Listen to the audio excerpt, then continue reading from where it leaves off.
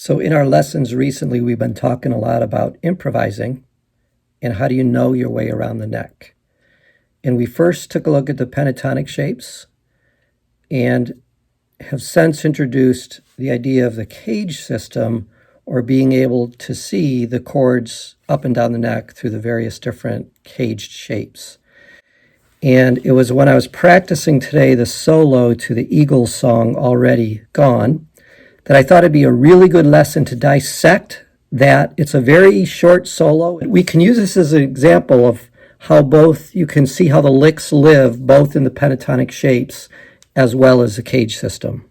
So it's a pretty simple 3-chord song, a measure of G, a measure of D, and 2 measures of C.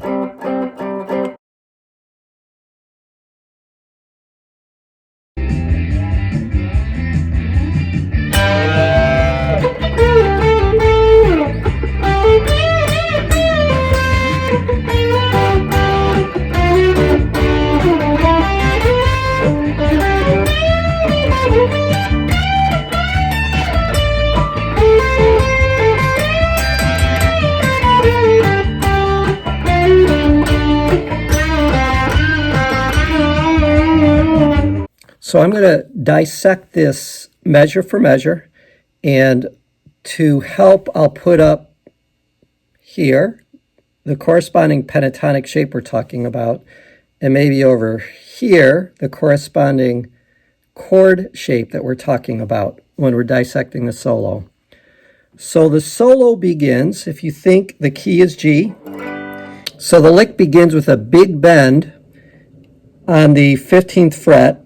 I'm only fretting on the 15th fret the E string and the B string, making it on the 15th fret a G note, and it starts as a D note, but it's a big bend up to an E.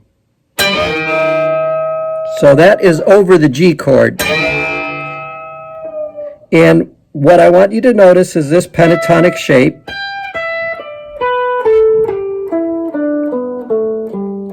So in our G major, where we have our little finger on the root, that's the corresponding pentatonic shape. However, if we think of the chord shape, we have our G chord here, and then this would be barred. And that's both the caged chord shape and the pentatonic scale that he's working in. So he's basically taking the 2 highest notes in that pentatonic shape, bending the D string up to the E, and then that's it over the G chord. The other thing about starting here with that big bend, the beauty of these pentatonic and chord shapes is they're movable. So once you know I'm in the key of G, and I'm in my G shape caged chord, or this position of my pentatonic in G, there's my root, wherever I want to do this bend over a major chord and I got my root here, I could say if the song was in D, I would find that same pattern for D, and it would be on the 10th fret of my root. So there would be my G, and I would go back here. So that would be it in the key of D. Here it is in G again. If it was an E, I know that this is my G-shaped E, and I could go. When it goes to the D, so I'm staying, all I'm doing is taking the G string, starting on an A note. Now I'm going to be bending into a B, and then resolving on the root, the G. So I'm bending into the 3rd, the B note. So that's it over the G and the D chord. Then we go to the C.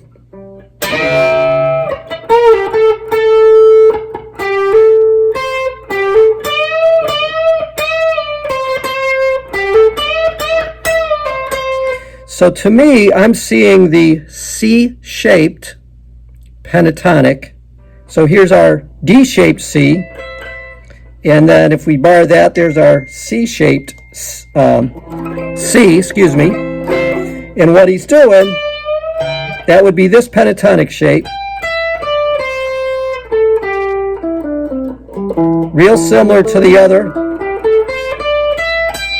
Difference being this note and that note. So the pentatonic shape is that, and it's a big bend in that shape. So that's again the C shape within that pentatonic shape. And now he's more chasing the chord. Instead of staying in the G pentatonic when he hit the C note, he knew that it added this note and it added a big bend for it. So G, here's a G chord, here's a D chord. Now we move to the C.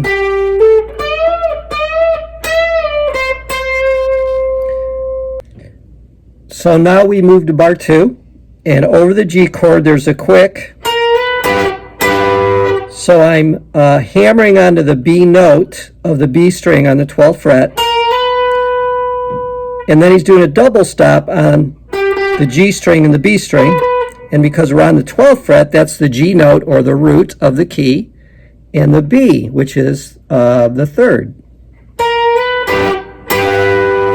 Then we move, so I want you to picture the A shape of the G. That's how we're getting those notes in there.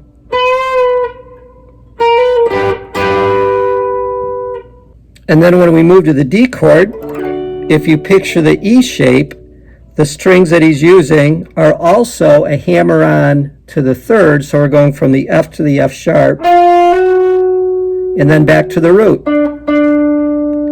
So G, D, starting with hammering onto the third, going to the root, hammering onto the third and D, F to F sharp to the root D. And again, these are movable. So if our chord was E, we could do the same thing. And then if our next chord was a C,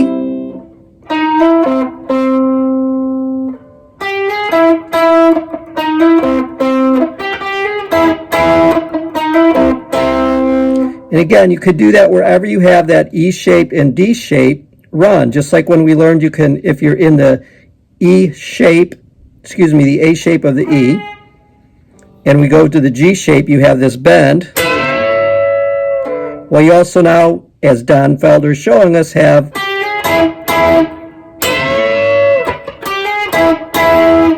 so that was the first measure of the second bar over the G, and then over the D. Then we get to the 2 bars of the C, and I love what he does here. So here I'm picturing the E shape of the C, and he does a lick that takes you up to the D shape of the C. And he's outlining basically these 3 chords of the C by sliding into it first. So the lick is, so he's ending on the C up here.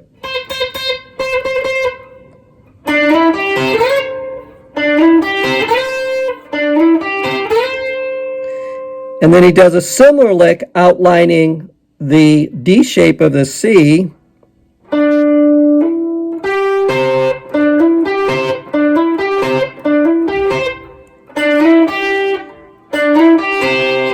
That is the same notes, just in a different, higher up the neck.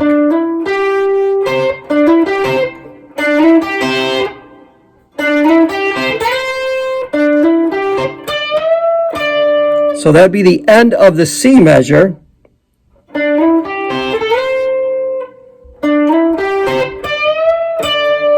So just to start it,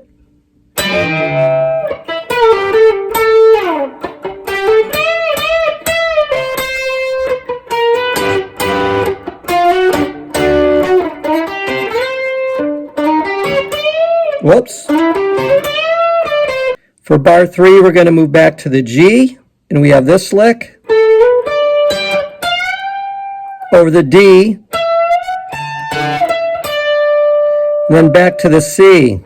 And over the C, for the ending of that bar, we have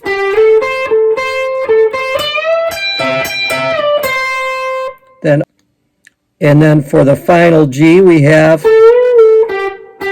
which is similar to the first bar of G in the first measure in bar 1.